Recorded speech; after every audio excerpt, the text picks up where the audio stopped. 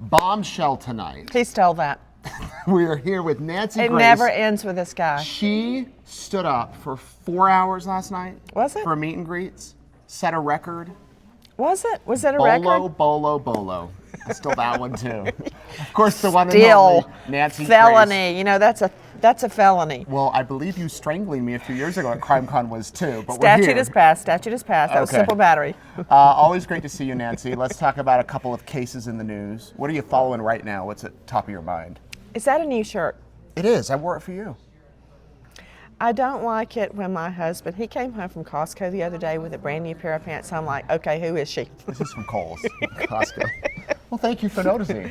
I'm alerting your wife about this. Okay, now let's see. What were you saying? The case that's top of your mind right now, baby Emmanuel?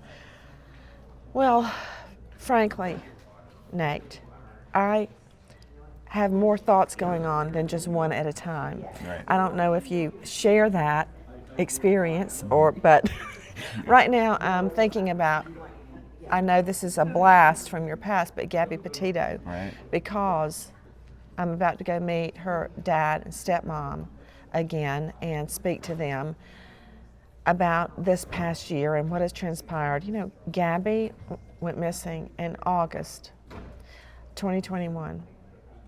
And it makes me think, Nate, about how the reverberations of crime, it's like you've seen a speedboat going in a lake, right? And you see the wake, and you think it disappears. It doesn't. It goes, and that wake affects something, and that affects something, and that affects something. And, you know, violent crime has a way of a ripple effect that never really goes away. But what's happening right now, I'm thinking about baby Emmanuel Harrow. Do you think they'll find him? I think they'll find his body. I think there's a chance they'll find his body. Excuse me, Nate Eaton is conducting a show over here. Hey. Somebody talk to her. What? It's all right. We'll cut it out. Actually, Nancy Grace is here. Everybody quiet. Quiet. That has never worked. Yeah, quiet. New York, cut the feed. Turn the mic off. Baby Yes. Emmanuel. Okay. At the beginning, the mother's story stunk. And then it started getting stinkier and stinkier and stinkier. Now, what happened, for those that don't know about baby Emmanuel, is the mother said that she was at a discount sporting store, Big Five. Big Five. Yeah. I always get that confused with Five and Under, Yeah, but Big it's Five. it's a cross between Big Lots and Five and Under. Right. Big Five. It's the nephew. So she has another son that she said needed a mouth guard to play football. So she takes baby Emmanuel with her to Big Five to get the mouth guard. And in the parking lot, she decides to change Emmanuel's diaper, and she gets out of the car to do that, and she hears the word hola from a male, and that's all she remembers. And no cameras. Yes, I'm glad you said that, because I'm going to follow up on that, which is critical. And when she wakes up, baby Emmanuel is gone. No carjack, no theft, no rape, no sex attack, nothing. Just the baby. There are no witnesses, and there are no cameras in the parking lot.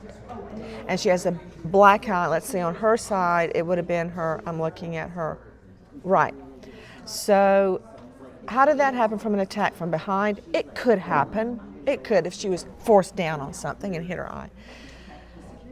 But then, as the story unfolds, people within the Big Five state that earlier, a few days before, she had been there and said that her car had been burgled and wanted to know if there were cameras in the parking lot. Why don't you just wave a red flag and say, arrest me, I did it? So the likelihood that she would be back and be attacked a second time in her vehicle in that parking lot, it's just astronomical. Yeah. So that did not happen. But even more concerning to me is the father. Right. And his history. that's certainly putting perfume on the pig. His history. Why don't I just criminal call record. BS on you right now? Yeah, criminal His record. effing rap sheet. Yeah. That's what I'm talking about. And I don't mean he stole a few things from Walgreens. He beat a baby girl so badly. She can't speak, she can't hear, she can't see, and she can't walk at about 2 years old. What is he doing out of jail? Number one, he got a very light plea deal, got out, and he's done it again. He has done it again. And the mother can go straight to HELL because she facilitated it, she enabled it, and she knew what he had done to the baby girl, but welcomed him into the family, let him around the baby, and now Emmanuel is dead, unless by some stroke of fate they sold him. You know, they would never just leave the baby somewhere. They would do it for money, I guarantee you. And yes, they're innocent until proven guilty. And you gave There. her the benefit of the doubt in the beginning. Yes, I remember I listening did. to you. Yeah. I did. Yeah. I really did. I thought her story stunk, but I didn't want to attack her because there was a chance she was telling the truth, and there could be something that she would say that would be probative, in other words, prove something to me. Yeah. And so I kept listening and listening to everything she said, and the more she talked, the worse it got. Hence the Fifth Amendment, don't talk, keep your pie hole shut. Yeah. But she is a liar, her husband is a killer, and what he did to the baby girl is it's horrible. And frankly, the judge that gave him a light sentence needs to be thrown off the bench now. And the mother admits she knew what happened to the other baby girl and allowed him in the home, allowed him to stay in the home. Yeah. So, you know, he's the devil. Any updates on Ellen Greenberg? Yes, there are updates on Ellen in that appellate courts keep saying, do something, and the DA is doing nothing. And Josh Shapiro, the governor, is doing nothing. And I really don't know what to do other than light a fire under their rear ends or a dynamite keg under the courthouse. But then I would be charged with arson, and you know, that wouldn't help anything. Figuratively speaking. I want to ask you about another thing. I follow you on Instagram, and you cook some pretty nice dishes. I mean, what's your specialty? How do you seg? How do you seg from baby I'm Emmanuel sorry, to my crock pot? I just got to say that, I mean, you're making homemade meals, quiches, enchiladas. Yes, in fact, I'm about to do an Instacart order. So you? all the groceries will be there for me to cook when I come home. And I'm going to tell you the secret to this recipe I'm making. Okay. After I had the twins, my mother, who was a professional musician, she no longer is a professional, but she played the cello in the symphony. She can play the piano, classical piano, and she can play an organ, one of the ones where you have 2 rows and you play with your feet. I'm like, what? Do you play too? I did as a girl, not organ, piano. I guess I could still play. Yeah. But she broke both of her arms. Oh, no. And then we got a call from New York. I was on maternity leave. They went, you need to come back. The numbers suck. I'm like, okay. So I remember when I got off the plane. Come back to your show. Come back to New York. We flew in a blizzard. Hey, we're taping here, people. I put the twins under my coat and got out of the plane. I'm like, anyway, so my father got tired of delivery. So I'm like, okay, what am I going to cook? And I was on my way to CNN because then I would leave in the afternoon and get home at night, late at night. And I took out frozen chicken thighs. I found like 4 onions. I chopped them in quarters. I found some celery. It did not look fresh, but I put it in there. And of course, cream of celery soup. Oh, and I had some turkey sausage. I put it all in there and left. Came back home 5 hours later. It was so good. But I have a secret ingredient. I don't know if I should tell you. Okay, You can tell us. Chicken Goya. And it was so good. My dad loved it. And I'm making that when I get home. Oh, wow. I love to crock. You know why? Because the whole house smells so good. Do you cook every day? I cook about 5 days a week. Wow. And sometimes 6, but I like it. I use a crock pot like twice a week. When's the Nancy Grace crime cookbook coming out? I'm telling you.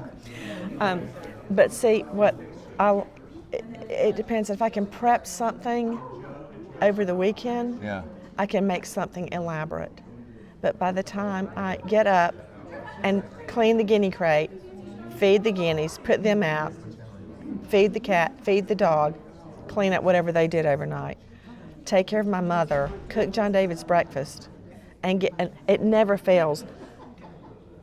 Just as it's time for them to leave for school, Lucy walks in and says, "Where's my," fill in the blank. It could be homework, it could be shoes, Right. it could be football practice stuff, it could be any waiver form, it could be anything. And that sets off a wild goose. Have you ever heard of a snipe hunt? Yes. Okay. Yes. So Boy Scouts, I did. it's snipe like looking hunts. for Easter eggs all over the house to Yeah. find whatever it is Lucy needs. Right. Anyway, by then I'm like, what happened? And then it's time to go to the set. Yeah.